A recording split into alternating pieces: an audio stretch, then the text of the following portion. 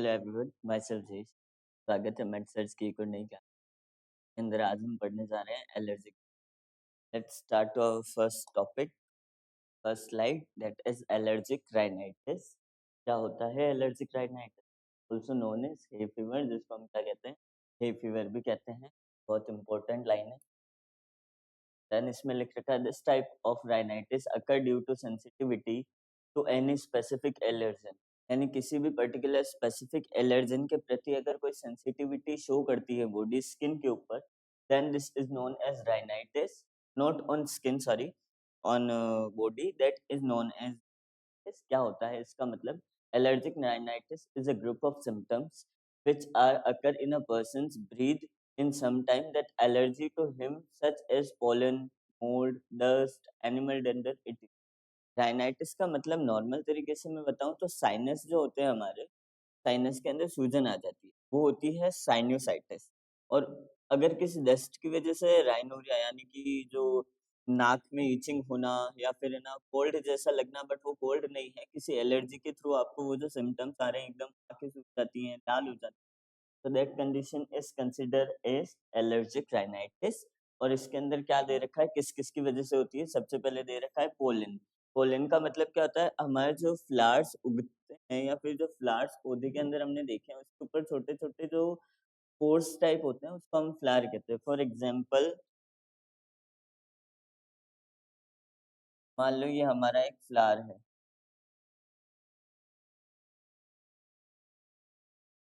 हमारा एक फ्लावर है।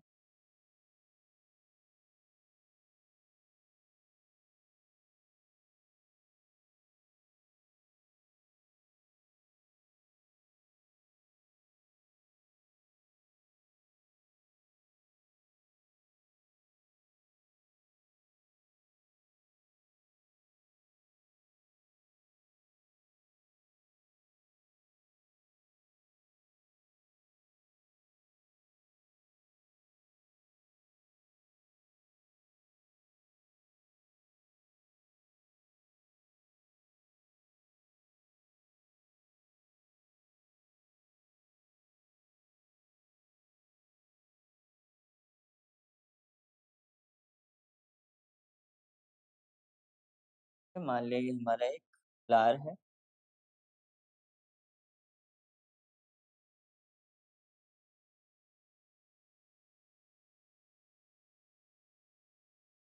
और इसके ऊपर येलो कलर के बना दी।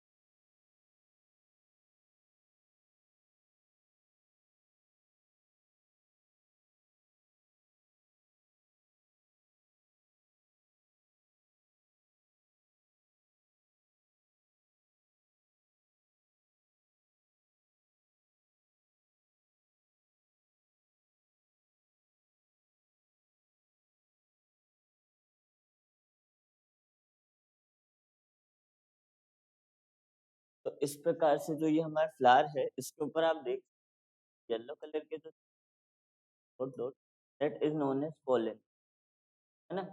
देन उसके बाद में आता है मोल्ड। मोल्ड का मतलब क्या होता है? हमारे जो कि डस्ट पार्टिकल वगैरह जो होते हैं, वो के अलावा जो छोटे छोटे पार्टिकल एनवायरनमेंट के अंदर घूमते हैं, जो हमारे को रोशनी में डस्ट एंड धूल मिट्टी भी जिसको हम कहते हैं, उसके अलावा किसी एनिमल डेंडर की वजह से भी अगर किसी प्रकार से कोई एलर्जी हो जाती है, तो वो सब आती है, लाइक एलर्जी हो जाती है इनकी वजह से। ये सारे जो है हमारे राइनाइटिस के क्या कहते हैं, एक तरीके से एग्जाम्पल्स है कि इन इनकी वजह से होती है। देन इसके कॉजेज एक बार हम पढ़ लेते हैं क्या क्या होते हैं।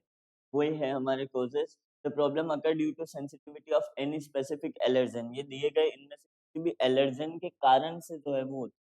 लाइक अगर कॉकरोच की मैं बात करूं, घर में आप जो है खाना खाते हैं, देन किसी का हाइजीन मेंटेन नहीं है, तो उस समय जो है क्या हो सकता है, हमारे को वहाँ पे फूड पॉइजनिंग होने के चांसेस ज्यादा हो जाते हैं। इसके अलावा पोलन हो गया, मोल्ड हो गया, then sudden changes in weather, weather के अंदर भी चेंजेस आ जाते हैं, तो भी हमारे को राइनाइटिस हो जाता है। राइनाइटिस सेंस कॉमन कोल्ड भी जिसको हम कह सकते हैं, है ना। राइनाइटिस को also known as common cold.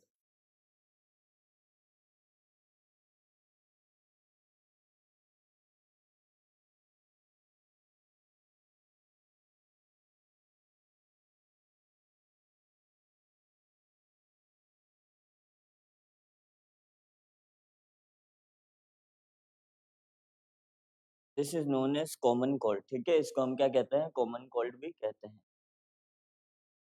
Then हम बात करें clinical manifestation in the sense sign and symptoms, जिसको हम कहते हैं क्या क्या साइन सिम्टम्स तो है यहाँ पे देखने को, दैट इज रनिंग नोज यानी राइनोरिया, है ना, रनिंग नोज का दूसरा राइनोरिया।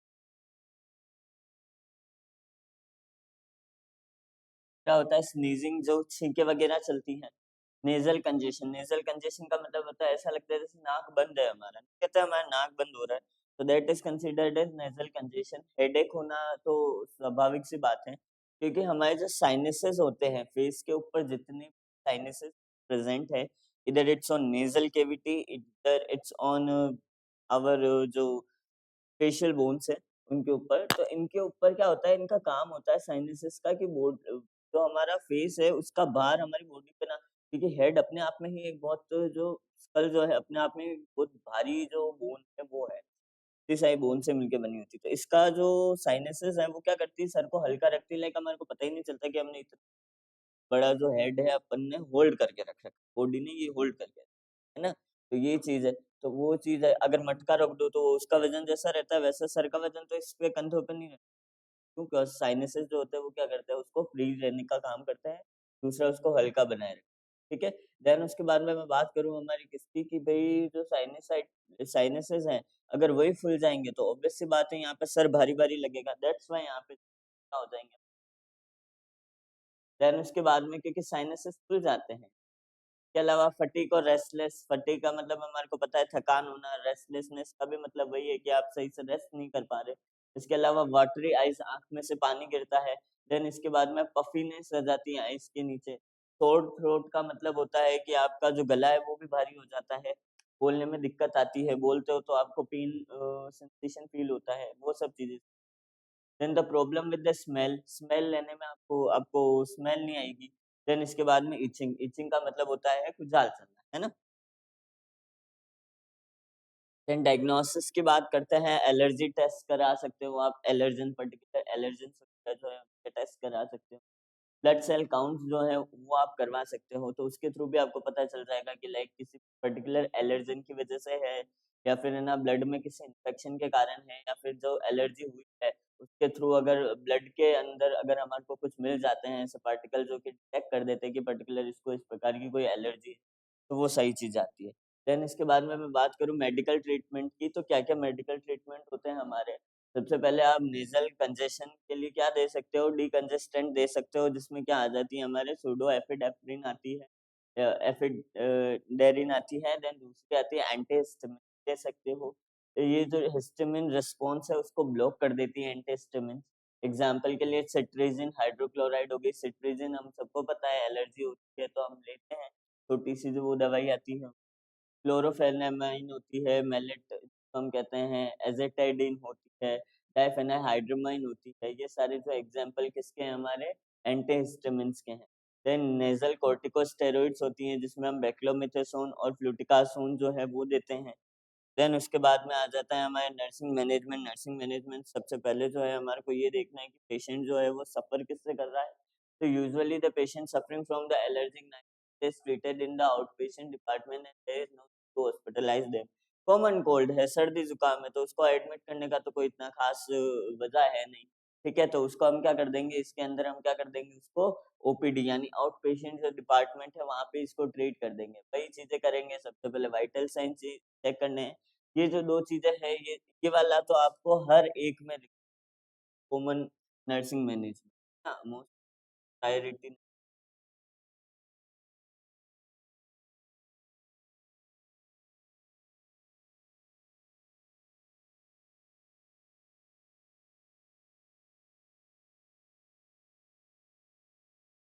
मैनेजमेंट, मैनेजमेंट का मैसेज, ठीक है। इसके बाद में हम क्या बात करते हैं, अरे हाँ,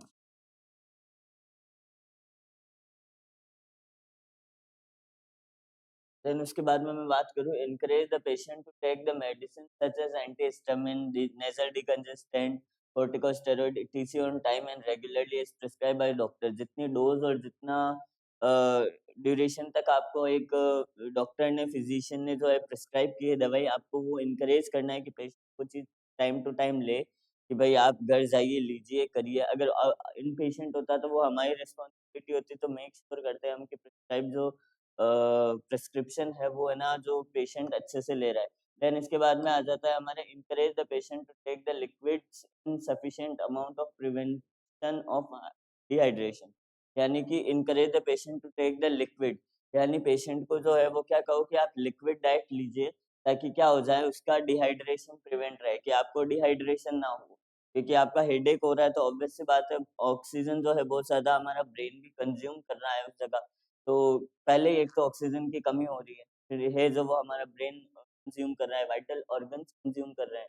तो उस जगह ऑक्सीजन की कमी हो जाएगी, तो एक तो ऑक्सीजन की मात्रा भी अच्छी खासी मिल जाएगी, इसके अलावा हाइड्रेशन भी रहेगा। पेशेंट हाइड्रेटेड रहेगा तो उसको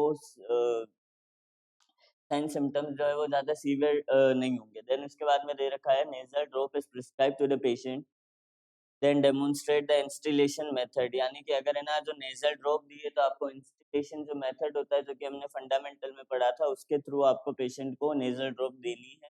advice the patient to instil the nasal drop after nasal blowing. आपको पहले ही पेशेंट को कह देना है कि आप अपने नाक को जो है ब्लो करके आ जाओ, उसको क्लियर करके आ जाओ, फिर हम जो है नेज़ल डिकंजेस्टेंट जो नेज़ल ड्रॉप है वो आपके नेज़ल कैविटी में इंस्टॉल करेंगे, इंस्टिल करेंगे, ताकि अ, जो क्या कहते हैं, किसी प्रकार का कोई ऑब्स्ट्रक्शन ना आए या फिर वेस्ट जो है वो जमा ना रहे उस जगह, अच्छे से एब्जॉर्ब हो जाए और क्लियर नेज़ल पाथवे आपको डायरेक्ट मिल जाएगा। Advice the patient to use the separate hanky and towel, separate hanky और टॉवल का इस्तेमाल कीजिए। Advice the patient for allergy test and careful avoidance of the specific allergen causing the allergic rhinitis allergic reaction. Advice the patient for the allergic test, patient को आप कहिए कि आप allergic test कराइए, और आप क्या करिए कि एलर्जन से केयरफुली जो है अवेयर रहिए कि भाई आप जो है वो उसको क्या कहते हैं, आप पर्टिकुलरली अवेयर रहिए और आप जो है क्या करिए एलर्जी से दूर रहिए। लाइक एलर्जन है कि भाई किसी प्रकार से कोई पोलन एनर्जी दूर रहिए, या फिर आपके पास में मिल्क की एलर्जी है, वाटर की एलर्जी है, जिस चीज़ की भी आपकी एलर्जी से आप बच के रहिए, है ना? देन उसके बाद में हम बात करते हैं किसकी, दूसरा जो टॉपिक है वो है हमारा एग्ज़ाम एमएसएन में पूछा जाने वाला सबसे ज़्यादा इम्पोर्टेंट स्किन डिसऑर्डर है ये। कौन-सा डिसऑर्डर है हमारा? स्किन का डिसऑर्डर है, स्किन और integumentary disorder.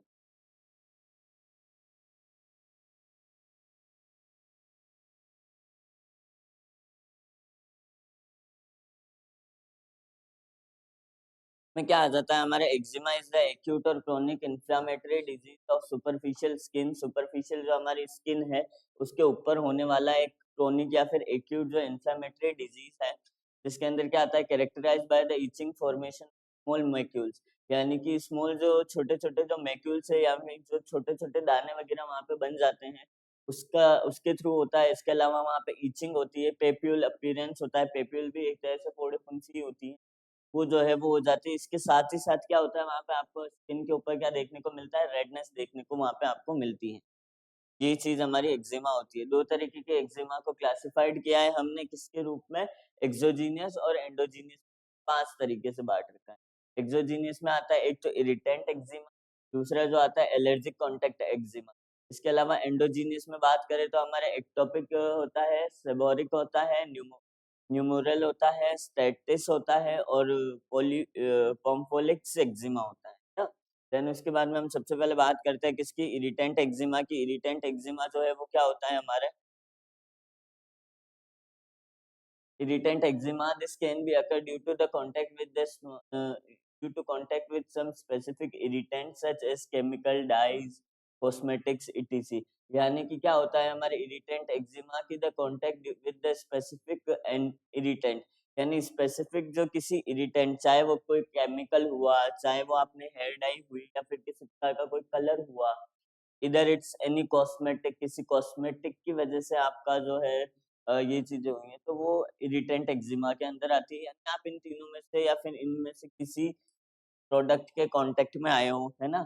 Usually strong irritant produce strong and chronic reaction. अगर ज़्यादा होता है तो वो ज़्यादा आपको कोज़ करता है, लॉन्ग टर्म तक जो है वो जो है इरिटेंट और रेडनेस और मैक्युलर जो है वो अपनी स्किन पे रखवाता है। इसके अलावा however the prolonged exposure to the weak means also produce chronic reaction, यानी कि जो इंसान खुद ही वीक है और उसके मतलब बार-बार वो चीज़ कांटेक्ट में आ रही है। फॉर सपोज आज मेरे कोई क्रीम यूज़ कर रहा हूँ, कोल्ड क्रीम अगर मैं यूज़ कर रहा हूँ, इससे मुझे एलर्जी है। शुरू में मैंने लगाया था 2-4 दिन तो चलो सब ठीक रहा। देन उसके बाद में मुझे थोड़े बहुत पिंपल्स आने लगे। तो मैंने ये सोचा कि कोई चीज़ खाने की वज़ह से आए होंगे या किसी और वज़ह से आए होंगे, और वो क्रीम को मैंने प्रोलॉन्ग टाइम तक जब तक वो खत्म नहीं हो गया, तो वो भी जो है एक क्रोनिक एक्जिमा जो है वो मुझे कॉज़ कर सकते हैं, है ना? देन उसके बाद में आता है हमारे क्या इरी allergic contact eczema. Allergic contact eczema क्या होता है हमारे? This eczema occur due to the contact of any allergen such as poison, lime, sumac और ओक, है ना? इनकी वजह से या फिर ना किसी जो पॉइज़नस सब्सटेंस से पॉइज़निंग हो जाती है, तो उसकी वजह से जो एक्जिमा होता है, that is allergic eczema. Example के लिए देख लो कि हमारे वॉच जो होती है उसके ऊपर मेटल होता है दैट इज निकल। देन इसके अलावा ब्रा क्लिप्स होती हैं या फिर कॉस्मेटिक जो ज्वेलरी वगैरह होती है उनकी वजह से जो है कोई हमारे बेक, ईयरलोब या ब्रेस्ट पे जो एक्जिमा हो जाता है उसको हम क्या कहते हैं? एलर्जेटिक एक्जिमा कहते हैं।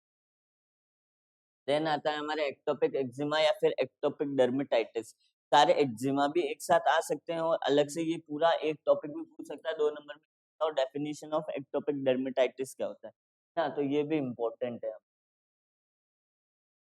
सबकी डेफिनिशंस तो हमें आनी ही चाहिए। सबसे पहले क्या दे रखा है हमारे एक्टोपिक एक्जिमा के अंदर या डर्मेटाइटिस के अंदर? It is the commonest form of eczema, it often affect the people. ये क्या होता है? सबसे कॉमन फॉर्म ऑफ एक्जिमा होता है जो कि ना किसको अफेक्ट करता है? हमारे पीपल को अफेक्ट करता है।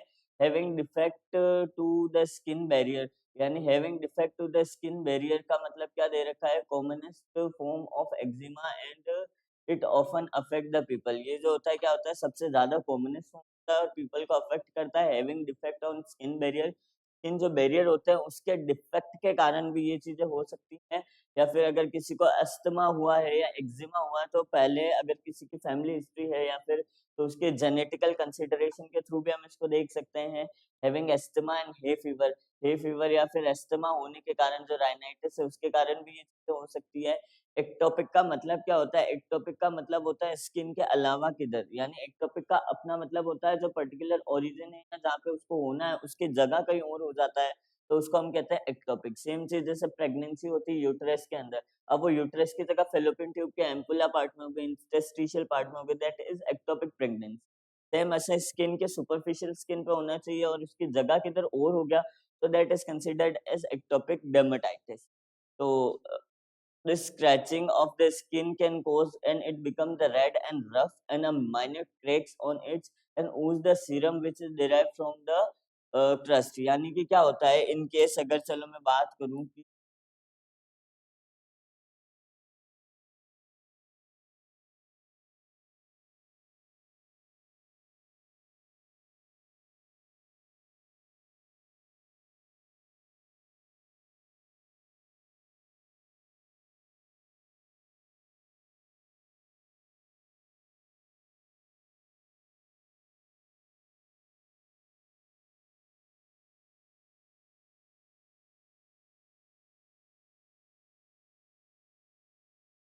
ये हमारा मान लो हैंड है, इस हैंड के ऊपर क्या हो गया? एक्जिमा हो गया। एक्जिमा क्या हो जाएगा? सबसे पहले तो रेडनेस हो जाएगी। चलो ये हमारी रेडनेस। देन इसके अंदर क्या आ जाएंगे? छोटे छोटे क्रैक्स आ जाएंगे।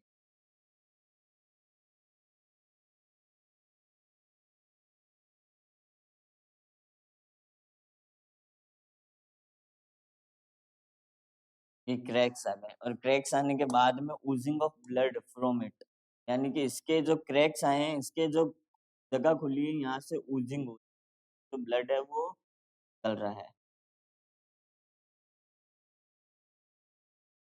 इस तरीके का एक्जिमा हो जाता है, लाइक ये तो बहुत सीवियर भी हो जाता है, दैट इज कंसिडर्ड एज जिसमें वो ब्लड वेसल्स को भी इन्वॉल्व कर लेता है ना, तो वो चीज हमारी क्या कहलाती है? एक्टोपिक डर्मेटाइटिस कहलाती है। देन उसके बाद में क्या दे रखा है? स्क्रैचिंग, स्क्रैचेस आते हैं ना जैसे खुराटे आ जाती है, वैसे खुराटे यहाँ पे जो है आ जाती है ऐसे।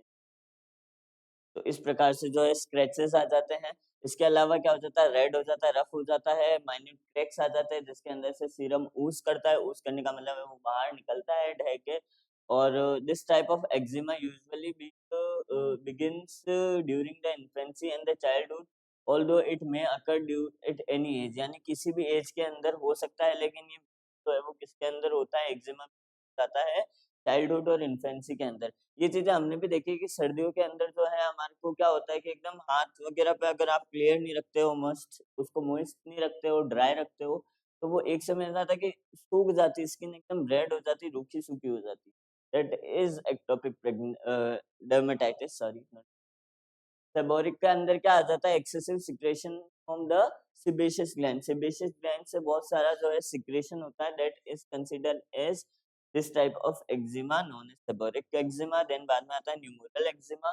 वो क्या होता है, this type of eczema cause the oval and point shape red and rough mark on the most often than claves for claws, calves, forearms, back hands, fore part of the legs, hips. इन जगहों पर जो है हमारे four arms जो हो गए, या फिर हैंड के जो बैक हो गए, लेग्स जो हो गई उसके बिलो द नी यानी घुटने के नीचे हमारे जो हिप्स हो गए या फिर काल्स हो गए, उनके ऊपर जो तलवे जिनको कहते हैं, दैट उनके आसपास में जो है कैसे कोइन लाइक या ओवल शेप के जो है रेड पैचेस या मार्क्स बन जाएंगे। कैसे बन जाएंगे, रेड पैचेस और मार्क्स ओवल शेप के या कोइन शेप के, इस प्रकार से।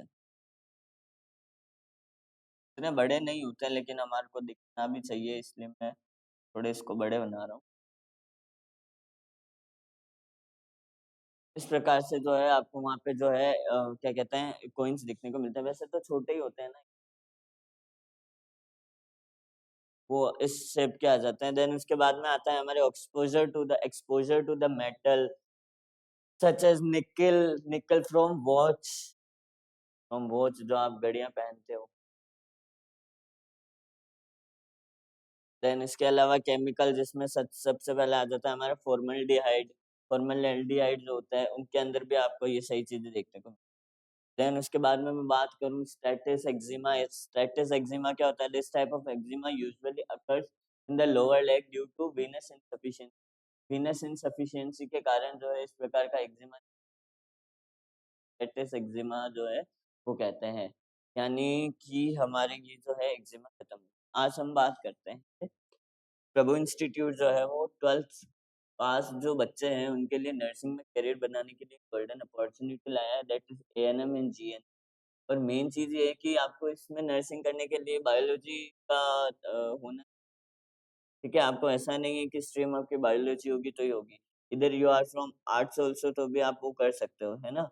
और फीस हमारी है एएनएम की 45,000 रुपये पर ईयर, और जीएनएम की जो है वो है हमारी 65,000 रुपये पर ईयर या पर एनम, है ना। 3 साल का एएनएम का कोर्स है, 2 साल का हमारे 2 साल का एएनएम का कोर्स है, 3 साल का जीएनएम का। देन हम बात करते हैं पोम्फोलिक्स एक्जिमा की। इसका हमारा जो दूसरा नाम है वो क्या है, डिसहाइड्रोटिक एक्जिमा जिसको हम कहते हैं। इसको लिख लेना, ऑल्सो नोन एज। दूसरे नाम भी याद रखना, क्या पता वो डायरेक्ट ऐसे पोम्फोलिक्स की जगह डिसहाइड्रोटिक एक्जिमा दे दे, फिर तुमको ये तो पढ़ाया ही नहीं हमको। तो ये चीजें जो है वो याद रखा करो, जो दूसरे नाम वगैरह होते हैं। This type of eczema that is usually restricted at the hand and feet, यानी कि हैंड्स और फीट जो है उनके ऊपर जो है इस प्रकार के एक्जिमा आके ठहर जाते हैं। This type of eczema usually occur before the age of 40 years, although it can be occur at any age। कि किसी भी एज के अंदर हो सकता है, लेकिन 40 साल से पहले जो है इस तरह का यूजुअली अकर हो जाता है। It involve the development of ईची वाटरी ब्लिस्टर्स, यानी कि इसके अंदर फफोले जैसे उग जाते हैं। फफोले यानी कि जैसे ब्लिस्टर्स टाइप बन जाते हैं, जो छाले होते हैं जिसमें पानी भरे हुए होते हैं, उस तरह के ब्लिस्टर्स हो जाते हैं। And sides and front of fingers, fingers जो होती है उसके साइड में या फिर फ्रंट में जो है उस तरीके के एक्जिमा हो जाते हैं। And similar position to the toe and feet, same चीज जो है वो टॉय और फीट्स के ऊपर भी आपको देखने को। देन इसके बाद में मैं बात करूँ कॉजेज और रिस्क फैक्टर की। कॉजेज और रिस्क फैक्टर जो है वो कौन कौन से, exposure to the irritant such as chemical dyes, detergent, cosmetic. Chemicals हुए, डाइज हुई, डिटर्जेंट्स हुए, कॉस्मेटिक्स हुए, तो ये सारे जो है वो भी हमारे कॉजेज में आते हैं। exposure to the certain allergens such as poison, lime, sumac, oak, etc. के अलावा पर्सनल या जो वो वही सारी चीज़ें आ जाती है कि फैमिली हिस्ट्री या फिर पर्सनल जो है आपकी अस्थमा की, हे फीवर की या एक्जिमा की जो हिस्ट्री है वो हो सकती है। देन इसके बाद में आ जाता है defect in the skin barrier के ऊपर जो है डिफेक्ट देखने को आपको मिलता है। देन इसके बाद में हम बात करते हैं किसके ऊपर कि allergic reaction such as certain medicine, चाहे पेनिसिलिन हुआ, स्ट्रेप्टोमाइसिन हुआ, उनकी जो किसी प्रकार से एलर्जी है आपको, तो दैट इज कंसिडर्ड एज ये सारे इसके जो है कॉजेज आते हैं। क्लिनिकल मैनिफेस्टेशन सेम रहेंगे सब में। रेडनेस भी आती है, इचिंग भी होती है, स्वेलिंग भी होती है, ड्राई स्किन भी रहती है, formation of vesicles and papules भी होते हैं, बर्निंग सेंसेशन भी हो सकता है उसके अंदर। इसके अलावा क्या हो सकता है हमारे during the ectopic dermatitis the main affected skin areas are fold of arms, face, hands, backs of the knees etc. During the seborrheic dermatitis, the problems such as dandruff, hair loss may arise. ये सही चीजें जो है यहाँ पे arise हो जाती है ना, ये सब भी आ सकते हैं। सेबोरिक के कारण डर्मेटाइटिस की वजह से डैंड्रफ भी हो सकता है, आपके बाल भी झड़ सकते हैं। देन इसके बाद में हम बात करें डायग्नोसिस की कि क्या-क्या डायग्नोसिस होते हैं। Clinical manifestation of the patient जो है वो आप देख के बता सकते हैं ना, पेशेंट के फिजिकल एग्जामिनेशन के थ्रू, प्रिक टेस्टिंग के थ्रू आप देख सकते हैं, पैच टेस्टिंग फॉर एलर्जन के लिए आप एलर्जन के लिए जो पैच टेस्ट होता है उसके थ्रू देख सकते हैं, बायोप्सी एग्जामिनेशन कर सकते हैं, उसमें आता है हमारा। देन इसके बाद में हम बात करते हैं मेडिकल मैनेजमेंट। मेडिकल मैनेजमेंट में क्या आ जाता है, अवॉइड कांटेक्ट विद एलर्जन। आपको जो है सबसे पहली तो चीज ये रखनी है कि अवॉइड करना है, क्योंकि क्या होता है हमारे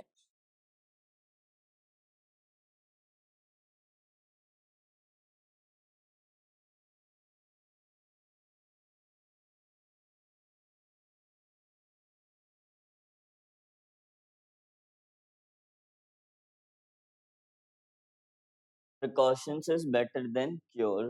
देन इसके बाद में आ जाता है हमारा use agent on skin. Skin के ऊपर जो मॉइस्चराइजिंग एजेंट है वो लगा लो।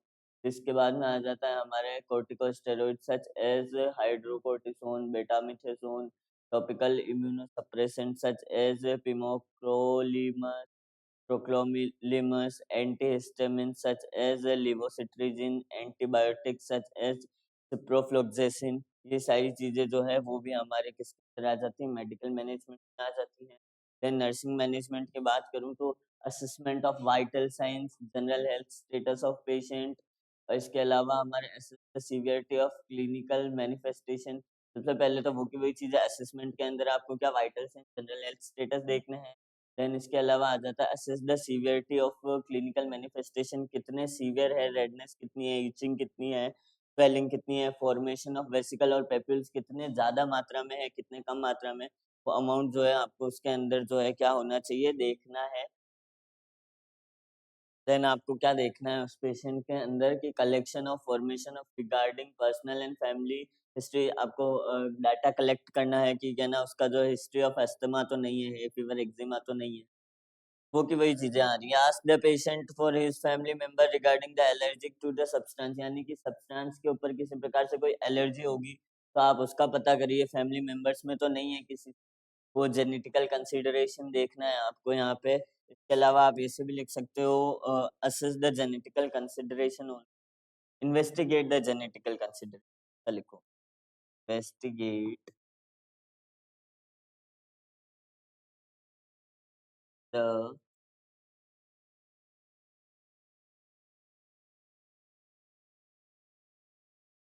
कल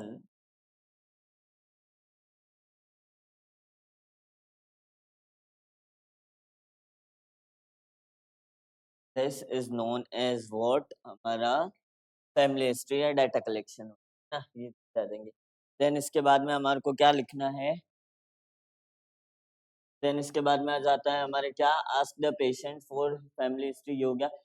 कलेक्ट करनी इन्फॉर्मेशन कि आप नहाते कैसे हो, लाइक ऐसा नहीं पूछना है नहाते कैसे हो, बैथिंग पैटर्न का मतलब होता है आपका कि लाइक आप जो है हाइजीनिक तरीके से नहाते हो, रोज नहाते हो या नहीं नहाते हो, टॉवेल को कितनी बार यूज करते हो, उसको वापस कभी धोते भी हो कि नहीं धोते हो, आपके अंडर गारमेंट्स जो है उसको आप धोते कि नहीं।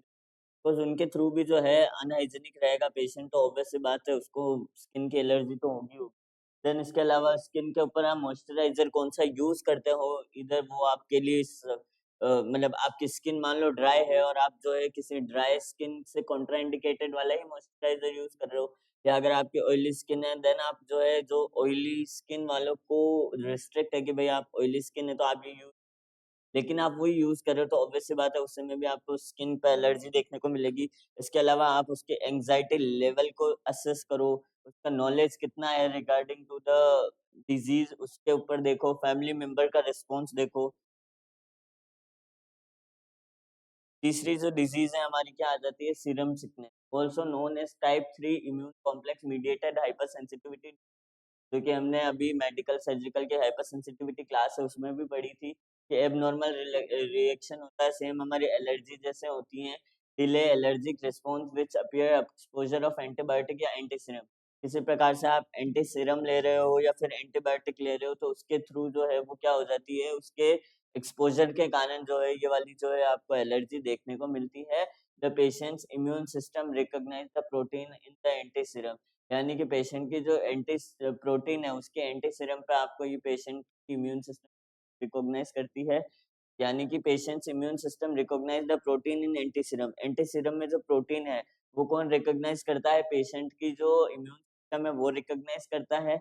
देन उसके बाद में वो क्या कर देता है, अगर किसी ड्रग में भी फॉरेन पार्टिकल्स है या प्रोटीन है तो उसको भी डिटेक्ट करता है and produces on antibiotic bodies, यानी कि वो अपनी खुद की जो एंटीबॉडीज है वो भी प्रोड्यूस करता है against to protect the body from the harmful effect से प्रोटेक्ट करने के लिए। देन इसके बाद में आ जाता है हमारे क्या कोजेस, कोजेस में आती है हमारे पहले सीरम सिकनेस रिएक्शन, जिसमें आती है हमारे anti serum such as anti tetanus serum हुआ। इसके अलावा सर्टेन ड्रग्स आती है जिसमें आती है पेनिसिलिन हुआ, आइबुप्रोफेन हुआ, सिफेलोस्पोरिन हुआ, बार्बिट्रेट्स हुआ, स्ट्रेप्टोकाइनेज हुआ, क्वेडिनिन हुआ। तो ये सारे जो है हमारे कोजेस हैं कि हमारे सर्टेन ड्रग्स के, कि भाई ये इनके थ्रू भी जो है आपको वहाँ पे ये जो है एलर्जी सीरम सिकनेस की वो देखने को। देन इसके बाद में मैं बात करूँ किसकी, हमारी आती है क्या क्लिनिकल फीचर्स की। क्लिनिकल फीचर्स में आ जाते हैं हमारे फीवर हुआ, इचिंग हुआ, स्किन रैशेस हुआ, पेन हो सकता है, इसके अलावा जॉइंट पेन हो सकता है, हाइपोटेंशन हो सकता है, कोमा लगाइएगा। इसके अलावा लिम्फेडिनोपैथी हो सकता है या फिर ग्लोमेरुलोनेफ्राइटिस भी कोज़ कर सकता है। सोचो किडनी खराब कर सकता है, ऐसी चीज़ें भी ये कोज़ कर सकता है। इसके अलावा आता है मैनेजमेंट के थ्रू क्या आ जाता है हमारे में आता है सबसे पहले avoid the contact with the antitoxin. Antitoxin जो होती हैं उसके कांटेक्ट को अवॉइड कीजिए, क्योंकि ये भी जो है वो क्या कोज़ कर सकता है, सीरम सिकनेस जो है वो कोज़ कर सकता है। एंटीहिस्टामिन्स होती हैं जैसे आती है सिट्राजिन, वो कोई ड्रग्स है हमारी वापस से आ जाती हैं, तो उनका भी आप यूज़ करके जो है इसको बच सकते हैं, इससे एलर्जी से राहत पा सकते हैं। देन इसके बाद में हमारी बात करता हूँ किसकी, लेटेक्स एलर्जी की। तो लेटेक्स एलर्जी क्या होता है, the presence of hyper sensitivity reaction against the latex is known as latex energy, यानी लेटेक्स के कारण अगर किसी प्रकार से हाइपर सेंसिटिविटी होती है तो उसको हम कैसे कंसिडर्ड करते हैं, लेटेक्स एलर्जी कंसिडर्ड करते हैं। Example of natural rubber latex containing substance, जिसमें आ जाता है चाहे आप ग्लव्स का यूज कर रहे हो। एक क्वेश्चन ऐसा भी आया था हमारे नॉट सेट के अंदर, पूछा गया था कि भाई एक बच्चा है उसको जो है बलून से, नहीं, एक बच्चा जो है उसको लेटेक्स की एलर्जी है ना? नहीं, है ना? हाँ, एक बच्चा है उसको बलून से एलर्जी है कि वो जब भी बलून फुलाता है उसको है ना इचिंग रैशेस वगैरह यूँ हो जाते हैं। तो बताओ आप उस समय उसके ट्रीटमेंट में किस चीज़ का ध्यान रखोगे? तो ऑप्शन बहुत सारे थे और उसमें जो राइट आंसर था वो था कि आपको जो है फोलेस कैथेटर का इस्तेमाल नहीं करना है, क्योंकि उसमें लेटेक्स से बना होता है। फोलेस कैथेटर किससे बना होता है? हमारे लेटेक्स से बना होता है। इसके अलावा ग्लव्स हुआ, ग्लव्स भी लेटेक्स के अगर होंगे तो आईवी कैथेटर, सिरिंजेस, एम्ब्यूबैग, कॉन्डोम्स और ब्लड प्रेशर, कफ, ये सारी चीज़ें भी जो है हमारे लेटेक्स एलर्जी को कोज़ करती हैं। देन इसके बाद में आ जाता है हमारे क्या क्लिनिकल मैनिफेस्टेशन, सारी वो की वही चीज़ें इसके अंदर वापस से रिपीट होती हैं, क्योंकि एलर्जी होंगी तो स्किन रैशेस भी होंगे, इचिंग भी होगी, इसके अलावा आपके डिफिकल्ट इन ब्रीदिंग आएगी, रनिंग नोज होगा, व्हीजिंग होगा, स्नीजिंग होगा, अर्टिकेरिया होगा, एनाफाइलैक्सिस शॉक जो है वो भी आपको इसके अंदर देखने को मिलते हैं। एनाफाइलेटिक कौन सा है हमारे type 1, anaphylactic reaction, anaphylactic shock जो है वो क्या हो जाता है, एनाफाइलेक्सिस का मतलब हो जाता है due to any allergy, shock occurs due to any allergy.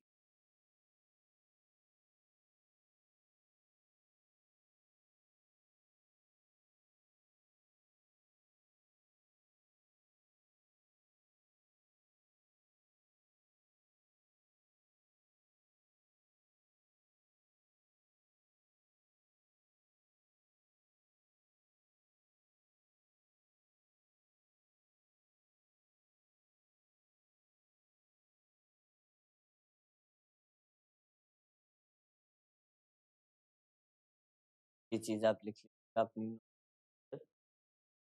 Then उसके बाद में हम क्या कहते हैं कि एनाफाइलेक्सिस जो रिएक्शन है उसके क्या क्या हमारे को जो है फीचर्स देखने को मिलते हैं। लेरिंजियल एडिमा हो जाता है, लेरिंग्स के अंदर जो है आपको स्वेलिंग देखने को मिलती है। देन इसके अलावा डिस्निया यानी डिफिकल्ट इन ब्रीदिंग, लेरिंग्स के अंदर आपकी जो अपर रेस्पिरेटरी ट्रैक्ट है उसके अंदर ही आपको जो है अगर स्वेलिंग हो रही है तो ऑब्वियस सी बात है ब्रीदिंग पैटर्न अल्टर होएगा ही होएगा, तो आपको डिफिकल्टी आएगी ब्रीदिंग के अंदर। देन हाइपोटेंशन यानी कि पेशेंट की जो ब्लड प्रेशर है वो उसमें कम हो जाएगा। इसके अलावा डिजीनेस आएगा, नोजिया वोमिटिंग हो सकता है, टेकिकार्डिया हो सकता है, कार्डियक अरेस्ट वगैरह भी जो है आपको पेशेंट के अंदर देखने को मिल सकता है। देन इसके बाद में मैं बात करूँ मैनेजमेंट की, क्या मैनेजमेंट करना होगा हमारे को, तो उसमें आ जाता है हमारे avoid the contact with the latex containing substance. Latex containing जो सब्सटेंस है उससे आपको अवॉइड रखना है कि भाई लेटेक्स का इस्तेमाल मत कीजिए। फिर वो की वही हमारी जो ड्रग्स आ जाती हैं एंटीहिस्टामिन, एड्रेनालिन, इसके अलावा डेक्सामेथासोन जैसे स्टेरॉइड्स हो गए। एंटीहिस्टामिन्स में आ जाती है हमारी, आती है सिट्राजिन हाइड्रोक्लोराइड, आती है डाइफेनाइल हाइड्रोमाइन आती है, ये सारी ड्रग्स का आप इस्तेमाल कीजिए। प्रभु इंस्टीट्यूट जो है हमारे लिए एक ऑनलाइन बैच लेके आया है, दैट इज एएनएम में जो है उसका पर मंथ सब्सक्रिप्शन है 215 रुपए, और जीएनएम का जो पर मंथ सब्सक्रिप्शन वो 267 है।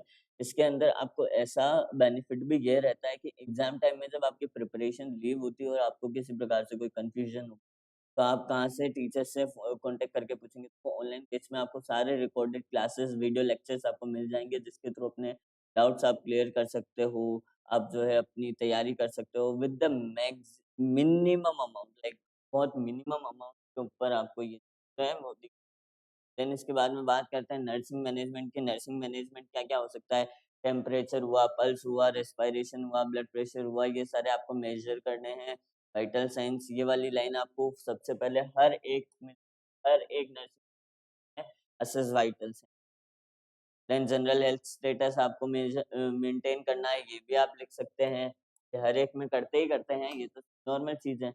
Assess the severity of the client, assess the severity of the clinical manifestations present in the patient such as itching, sneezing, rashes, running nose, etc. इसके अलावा advise the patient to avoid the contact with the substance cause allergic reaction, which may cause allergic reaction, जो कि क्या cause कर सकती है, allergic reaction cause कर सकती है। उनके थ्रू आपको उनको अवॉइड करना है, जो चीज आपको दुख दे उससे दूर रहो, है ना।